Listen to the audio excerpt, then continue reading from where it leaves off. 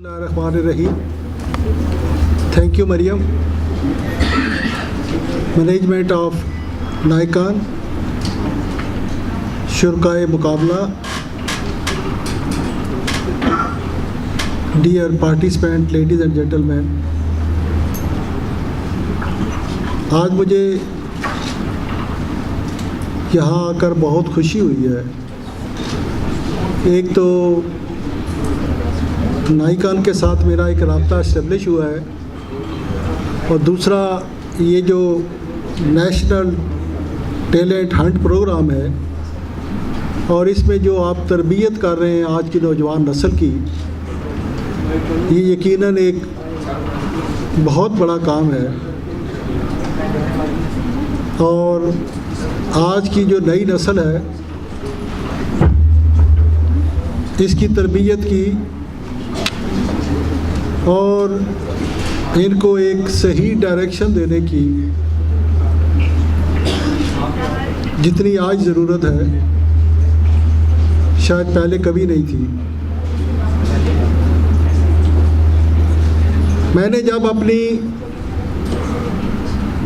मैं कुछ बातें अपनी ज़ात के हवाले से करके आपको कुछ मैसेज देना चाहूँगा और यकीनन मेरी ज़िंदगी आप सब के लिए एक मैसेज है आज की नौजवान नस्ल के लिए। आज की नौजवान नस्ल क्या चाहती है? एक बहुत अच्छी सरकारी नौकरी या फिर बरतानिया या अमेरिका का वीज़ा। ये हमारी डायरेक्शन है अनफॉर्चुनेटली, और इसका बुनियादी सबब ये है कि आज की नस्ल को ये बावर करा दिया गया है कि इस मुल्क के अंदर उनका कोई मुस्तकबिल नहीं है। ये शायद एक ऐसा मुल्क है जहाँ पर सफारिश है, करप्शन है, बदउनवानी है और शायद इसके सिवा और कुछ भी नहीं है। मैं आपको अपनी ज़िंदगी के तवील सफ़र के हवाले से ये बात कहना चाहता हूँ कि पाकिस्तान की ऐसी तस्वीर नहीं है, ये मीडिया की तस्वीर है। जितने मौके नौजवान नस्ल के लिए पाकिस्तान के अंदर मौजूद हैं, ये दुनिया में कहीं भी नहीं है।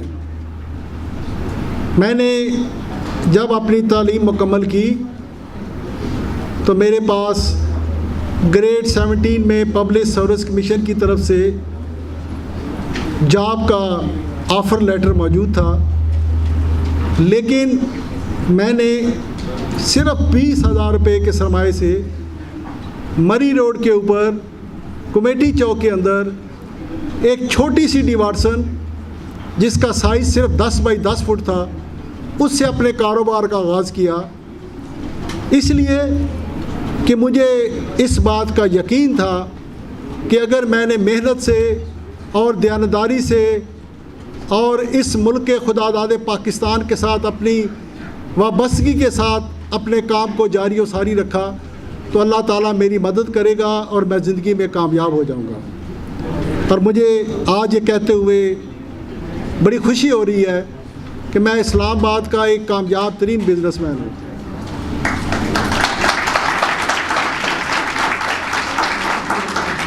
दूसरी बात कि आज का हर नौजवान अमेरिका और बरतानिया जाने का ख्वाब देखता है। मेरे 2 बेटे हैं, दोनों माशाल्लाह उन्होंने MBA किया है बैरिया यूनिवर्सिटी से और आज वो मेरे साथ कारोबार में मेरे साथ शरीक हैं। मैंने ज़िंदगी में उनकी तरबियत में उनको सिर्फ 2 काम कहे थे और आज वो सक्सेसफुल बिजनेसमैन हैं। जहाँ से मैंने कारोबार उनको हवाले किया था वो उसको आगे लेकर चल रहे हैं। मैंने उनको 2 बातें की थी, बेटा एक तो शादी तुमने मेरी मर्ज़ी से करनी है, मैं तुम्हें चॉइस दूंगा, आप एक्सेप्ट या रिग्रेट कर सकते हैं, लेकिन शादी आपने वही करनी है जो मैं आपको चॉइस दूंगा। आपको पसंद नहीं आएगी रिग्रेट कर दें। और दूसरी उनका बड़ा ज़ोर था कि अब्बू हमने पढ़ने के लिए बाहर जाना है MBA के बाद मैंने कहा बेटा आपने बाहर जाकर क्या करना है, इसी मुल्क के अंदर सब कुछ है, आपने MBA कर लिया, आओ मेरे साथ बिज़नेस में मेरा हिस्सा बटाओ। और फिर यकीन करें कि मेरा बेटे जब बाहर गए और अपने उन्हीं दोस्तों को, उन्हीं क्लास फेलोज़ को जिस हालत के अंदर लंदन के अंदर और अमेरिका के अंदर कमरों के अंदर खाना पकाते हुए, कपड़े धोते हुए उन्होंने देखा, उन्होंने कहा अबू शुक्र है आपने हमें यहाँ आने से बचा लिया। तो ये जो आइडियलाइज हम करते हैं, मैं आपको ये कहना चाहता हूँ कि आज भी मेरे बच्चे जो हैं वो स्टडी करते हैं, रिसर्च करते हैं, क्या दुनिया में कहीं ऐसा मुल्क है जहाँ हम जाकर कारोबार कर सकें और पाकिस्तान से बेहतर मौके हासिल कर सकें।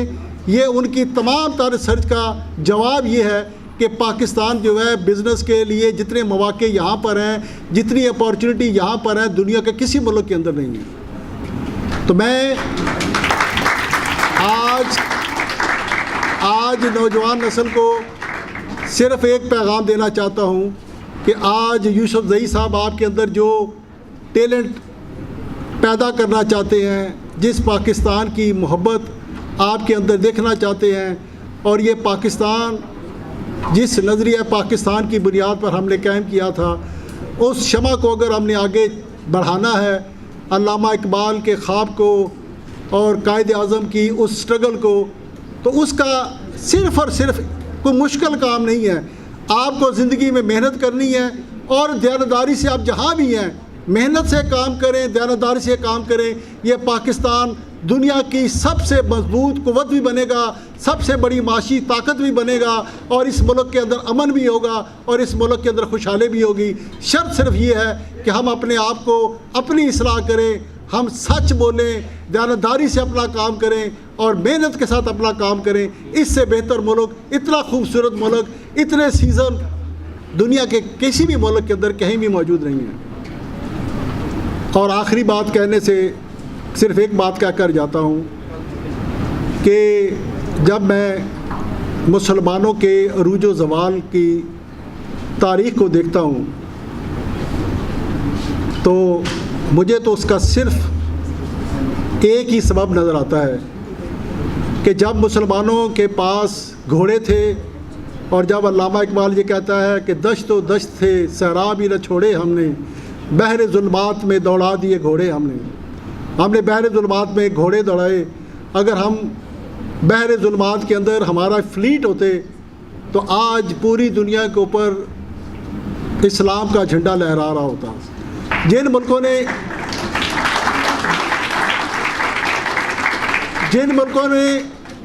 सी पर कंट्रोल किया, आज वही मुल्क दुनिया के ऊपर हुक्मरानी कर रहे हैं। उनका पूरा दुनिया के अंदर पॉलिटिकल कंट्रोल भी है, इकनॉमिकल कंट्रोल भी है और उनका फ़ौजी कंट्रोल भी है, और वही दुनिया को चला रहे हैं। दुनिया की हर चीज़ उनके कंट्रोल में है।